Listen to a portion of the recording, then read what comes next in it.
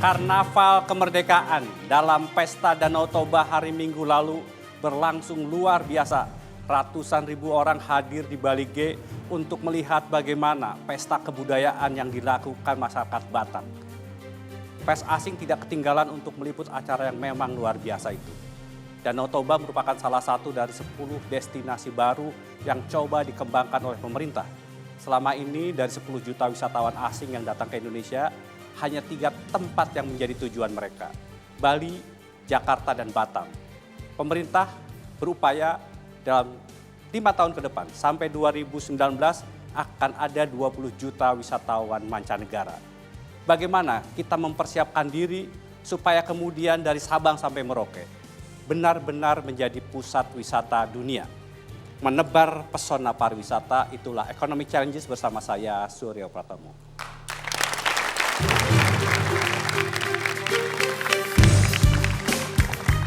Seperti biasa, malam hari ini saya ditemani oleh rekan saya Lena Samosir.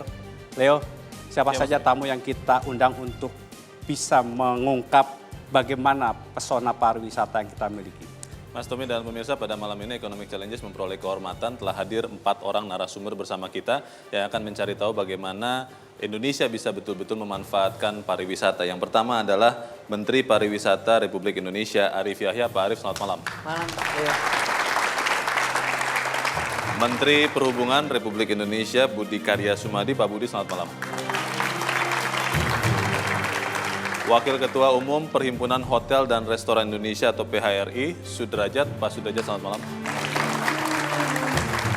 Dan Ketua Umum Asosiasi Tour dan Travel Indonesia atau ASITA, Asnawi Bahar. Pak Asnawi, selamat malam. Itu Mas Tommy yang akan membahas bersama-sama kita bagaimana kita bisa memanfaatkan pariwisata untuk kemajuan bangsa Indonesia. Baik, kita nanti akan coba diskusikan masalah itu. Namun sebelum kita mulai diskusi, mari kita lihat tayangan berikut ini. Di tengah perlambatan ekonomi, sektor pariwisata nasional tetap melaju kencang. Bahkan capaian kunjungan wisatawan mancanegara pada 2015 melampaui target. Kunjungan wisatawan mancanegara tahun lalu pun berhasil mencetak devisa sebesar 144 triliun rupiah.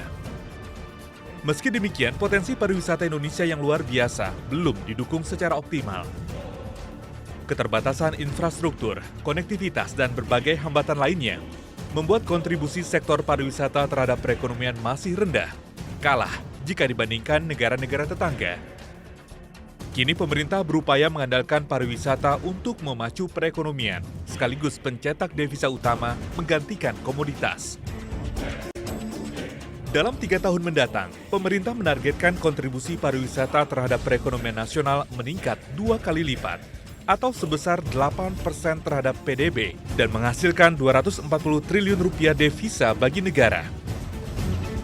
Namun dengan segala keterbatasannya, sanggupkah ekonomi Indonesia bersandar ke sektor pariwisata?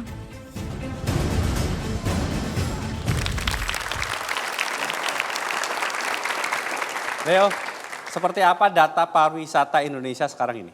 Ya, Mas Tommy dan pemirsa, berikut adalah data yang akan memperlihatkan kepada kita betapa sebetulnya pariwisata itu bisa betul-betul memberikan hasil yang luar biasa.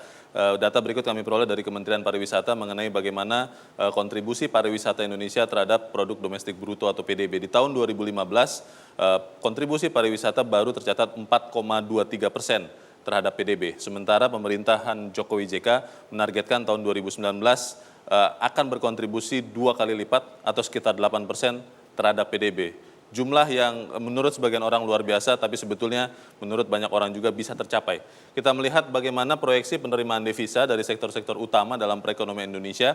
Data yang kami peroleh dari Pusdatin Kemenpar tahun 2014 ini memperlihatkan bahwa pariwisata akan ditargetkan untuk bisa menjadi leading sektor yang bisa berkontribusi besar untuk mendatangkan devisa bagi Indonesia. Kalau kita melihat garis merah ini adalah tren peningkatan pariwisata atau tourism, sementara beberapa sektor yang lain adalah batu bara, migas, oil and gas, kemudian minyak kelapa sawit atau crude palm oil dan karet olahan relatif akan turun atau berkurang. Seperti yang kita ketahui sekarang, harga komoditas relatif tidak kemana-mana.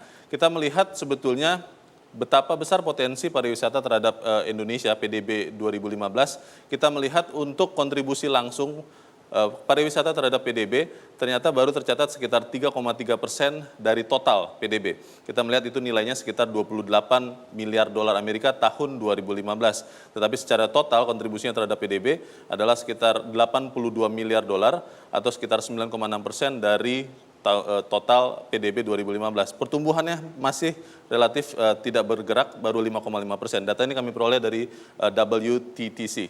Kita melihat data berikut. Bagaimana Indonesia dibandingkan dengan negara-negara tetangga ASEAN? Kita melihat data yang kami peroleh dari World Economic Forum memperlihatkan bahwa peringkat daya saing Indonesia untuk travel dan tourism di tahun 2015 dari 141 negara yang di-ranking di peringkat, ternyata Indonesia baru di urutan ke-50. Kita melihat negara tetangga kita, Thailand, yang sangat berkompetisi dengan kita dalam pariwisata di urutan ke-35, Malaysia di urutan ke-25, dan Singapura di urutan ke-11. Kita melihat fakta-fakta ini, maka pertanyaannya adalah, apakah kita mau membiarkan potensi yang besar itu akhirnya diambil oleh negara-negara lain? Mas Tommy. Baik. Saya ingin mulai dari Pak Arief Yahya. Pak Arief, sepertinya ada data World Economic Forum. Apakah update bahwa kita masih peringkat 50? Masih, jadi itu pun sudah bagus sebenarnya. Ya. Tahun 2013, ranking kita 70. Kerja keras tahun ini lompat 20 peringkat menjadi ranking 50. Namun masih kalah dari Thailand, dari Malaysia, dan dari Singapura. Ya. Oleh karenanya tahun depan tahun 2017 kita targetkan menjadi ranking 30. Sehingga akan menyamai Thailand. Pak Arief, kalau kemudian kita lihat, pemerintah sudah menetapkan 10 destinasi baru. Apakah dalam 2 tahun pertama ini sudah terlihat kecenderungan penyebaran wisatawan asing itu tidak lagi bertumbuh pada 3 tempat itu? Kalau sekarang masih ke 3 destinasi utama itu, jadi Bali 40%, Jakarta 30%, Kepri 20%. Jadi 3 destinasi utama ini 90%. Lainnya hanya menyumbangkan 10%. Oleh karena pemerintah membuat 10 destinasi baru prioritas itu yang kita sebut menciptakan 10 Bali baru. 10 Bali yang salah baru. satunya kemarin sudah kita rayakan dan keren banget, Pesona Danau Toba. Danau Toba. Ya. Nah, yang menjadi tantangan kita kan bagaimana kemarin kita bisa membuat sekali event yang luar biasa. Pariwisata itu membutuhkan event yang sangat panjang. Bagaimana membuat event itu bisa 1 tahun penuh, Pak? Ya, untuk diketahui bahwa pariwisata itu ada cultural industry, gabungan antara cultural values yang didukung oleh event-event seperti itu dan nilai keekonomian atau commercial values. Ini dua-duanya harus balance. Event kemarin Pesona Danau Toba luar biasa bagus. Ya. Dari sisi culturalnya luar biasa, mengharukan, mendebarkan, heboh, lihat antusiasme masyarakat sedemikian bagus. Nah ini harus kita capitalize menjadi economic values-nya seperti apa. Oleh karenanya kita secara sistematik membangun Danau Toba. Mungkin singkat aja, atraksinya itu kita sudah pilih Danau Toba Super Volcano Geopark. Dan itu terbesar di dunia. Dia adalah danau vulkanik terbesar di dunia. Jadi bisa dijual ke dunia. Nomor 2 yang paling kritikal adalah akses. Di sini ada Menhub dan beliau sangat berjasa dalam membuka akses itu.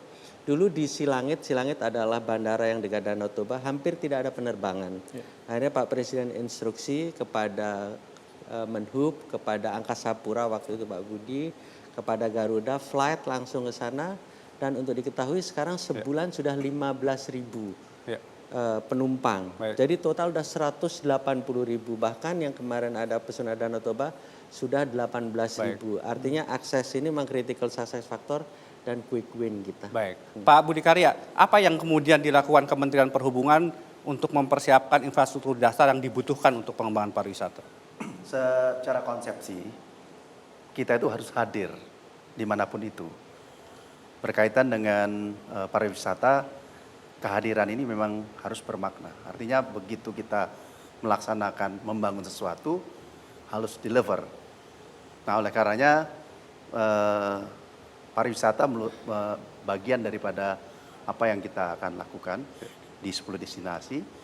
Jadi beberapa aksesibilitas menuju tempat pariwisata akan kita upayakan maksimal. Baik. Katakan laut, udara, kereta api dan sebagainya kita upayakan. Dan 10 destinasi baru secara bersamaan dilakukan Pak Budi? Betul. Jadi kalau kemarin kita sudah melakukan satu langkah di Silangit, kita nanti akan ke Labuan Bajo. Labuan Bajo ini kan ada suatu potensi yang luar biasa, alamnya luar biasa, masyarakatnya luar biasa, culture-nya juga luar biasa. Baik. Oleh karenanya kita secara sistematis akan melakukan beberapa rangkaian aksesibilitas ditambah cruise di sana gitu. Sehingga warna dari suatu destinasi itu tidak sekadar katakanlah alam, tetapi aksesibilitas juga mendukung semuanya. Baik. Nanti saya ingin tanya Pak Asnawi dan juga Pak Sudrajat, apakah sudah dirasakan teman-teman Asita dan PHRI geliat di sektor pariwisata ini? Tapi kita harus lihat terlebih dahulu, jangan kemana-mana, tetap lagi akan bicara.